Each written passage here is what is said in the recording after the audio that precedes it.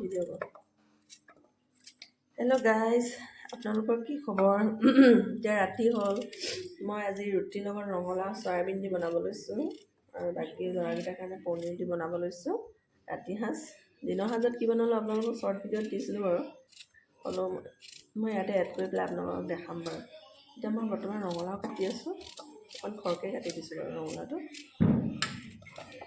ৰঙালাও ৰুটি, যিহেতু ঠাণ্ডা বতৰ আজি, গতিকে ৰঙালাও কাটিছোঁ। এয়া চয়াবিন বইল হৈ আছে। তেল দিছোঁ এয়া কেৰাহীত। তেল গৰম হোৱাৰ লগে লগে মই পিঁয়াজ, জলকীয়া, বটা, পাঁচফোৰণ দিলোঁ। কাটি থৈ দিছোঁ। তেল গৰম হৈ গ'ল। তেল গৰম হোৱাৰ লগে লগে মই জিৰা দিছোঁ।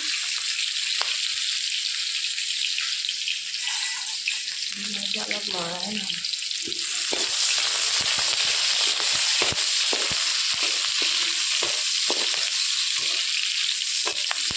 অলপ ৰঙচুৱা ৰঙালৈকে ভাজি দিছোঁ।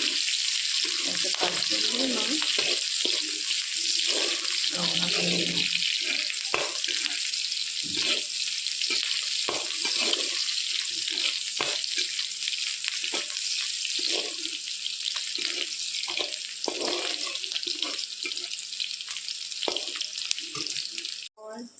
চয়াবিন দিম যিহেতু ৰঙালাওত, চয়াবিনখিনি মই গৰম পানীত উতলাই সৰু সৰুকৈ কাটি লৈছোঁ। মই বেছি ডাঙৰ হ'লেও খাই ভাল নালাগে চয়াবিনটো, সিজি যায় যিহেতু পানীত দিলে। গতিকে মই গৰম কৰি পানী চেপি সৰু সৰুকৈ কাটি লৈছোঁ।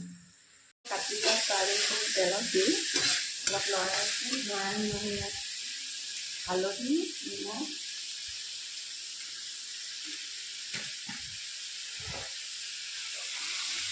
অনুযায়ী মই নিমখ, হালধি মিহলাই লৈছোঁ। লগতে পাঁচফোৰণটো বৰ বেছি তেলত ভাজি দিলে তিতা হয়, গতিকে মই পাঁচফোৰণটো অলপ এড কৰি লৈছোঁ।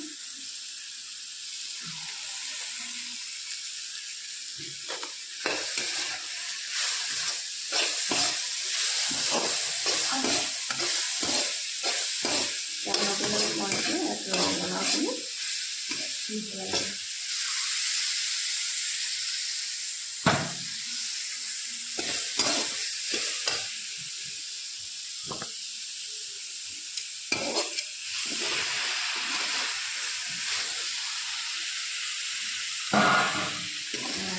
দিয়া হৈ গ'ল।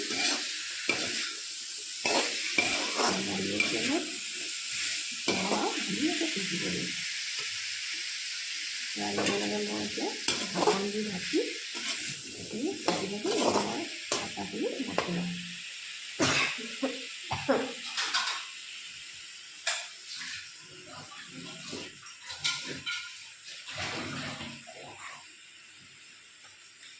ঢাকন দি ঢাকি দিওঁ,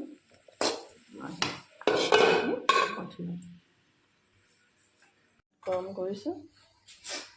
লগতে এইখিনি মই আটা মঠিবলৈ লৈছোঁ, আটা ইয়াত লৈ লৈছোঁ। ৰঙা আটাটো লয়, গতিকে ৰঙা আটাটো মঠি লৈছোঁ।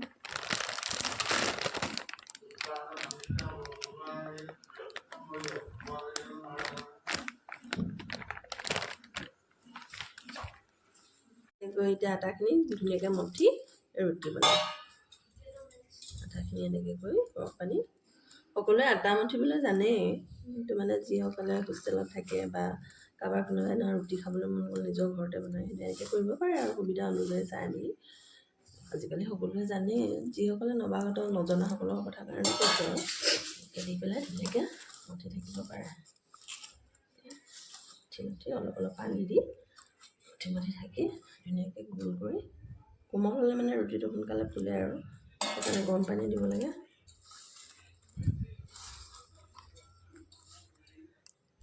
আজিকালি নজনা কাম একোৱেই নাই।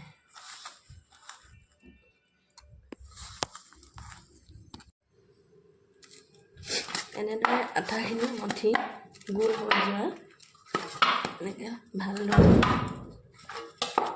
মঠিলে কোমল হয়, এনেকৈ গোল কৰি এটা এটাকৈ হাতেৰে প্ৰেছ কৰি, দুইখন হাতেৰে প্ৰেছ কৰি এনেদৰে গুড়ি কৰি ল'ব লাগে। আজিকালি সকলোৱে ৰান্ধনীসকলে গৃহিণীসকলে জানেই, কিন্তু মানে মই যিসকলে হোষ্টেলত থাকে বা সকলো লাঞ্চ অৰ্ডাৰ দি খায়, এদিন যদি কেনেবাকৈ বাই চান্স বনাবলগীয়া হয় বা বনাবলৈ নিজকে মন যায় ন, নিজে বনোৱা খাবলৈ কেতিয়াবা মন যায়, সদায় নহ'লেও এদিন হ'লেও মন যায়। সেই গতিকে মানে মই এইটো ভিডিঅ'টো দেখাইছোঁ। যিসকল একেবাৰে নৱাগত উঠি অহা নিউ জেনেৰেশ্যন নৱ প্ৰজন্মৰ কাৰণে মই এইটো দেখাইছোঁ। কোনোবাই হাঁহি বা এডিটিং কৰাৰ কথা নহয়, এইটো মই নতুন নৱাগতসকলৰ কাৰণে ভিডিঅ'টো আগবঢ়াইছোঁ। ভিডিঅ'টো সকলোৱে চাব, সকলোৱে গ্ৰহণ কৰি আঁকোৱালি ল'ব, মোকো মৰম চেনেহ কৰিব, মৰম দিব বুলি আশা ৰাখিছোঁ। ভাজি ফালে হৈ আছে, এইফালে আটা গোল কৰি মই ৰুটি বেলি আপোনালোকক দেখুৱাই আছোঁ। এখন কেৰাহীত পনীৰ দুডোখৰ দি ধুনীয়াকৈ ভাজি লৈছোঁ। এফালে চয়াবিন আলু দি ভাজিলোঁ, এফালে ৰুটিৰ লগত খাবলৈ পনীৰ তৰকাৰী তৈয়াৰ কৰিছোঁ। এফালে মই এতিয়া পনীৰখিনি ভাজি যিহেতু ধুনীয়াকৈ হৈ গ'ল, এতিয়া মই গৰম পানী এড কৰিম। গৰম পানী উতলাৰ পিছত আমি ধনিয়া দি পেলাই ধুনীয়াকৈ পৰিৱেশন কৰিব পাৰিম। মই এইখিনি উতলিবলৈ দিম, নমোৱাৰ আগে আগে ধনিয়া দি এইখিনি ধুনীয়াকৈ নমাই থৈ দিম। মই ধনিয়াখিনি ধুনীয়াকৈ কুটি লৈছোঁ। ইফালে পনীৰৰ তৰকাৰীখিনি হৈ গৈছে। নমোৱাৰ আগে আগে মই ধনিয়াখিনি এড কৰি নমাই থ'ম। পনীৰ তৰকাৰীখিনি এতিয়া বৰ্তমান গ্ৰেভি হৈ গৈছে। ইয়াত মই এতিয়া ধনিয়া এড কৰি নমাই থৈ ধুনীয়াকৈ পৰিৱেশন কৰিম। হৈ গ'ল অলৰেডি। অকণমান ধুনীয়া ফ্লেভাৰটো আহিবৰ কাৰণে মই অলপ তৰকাৰী মিলাই দিছোঁ। অফ কৰি দিম।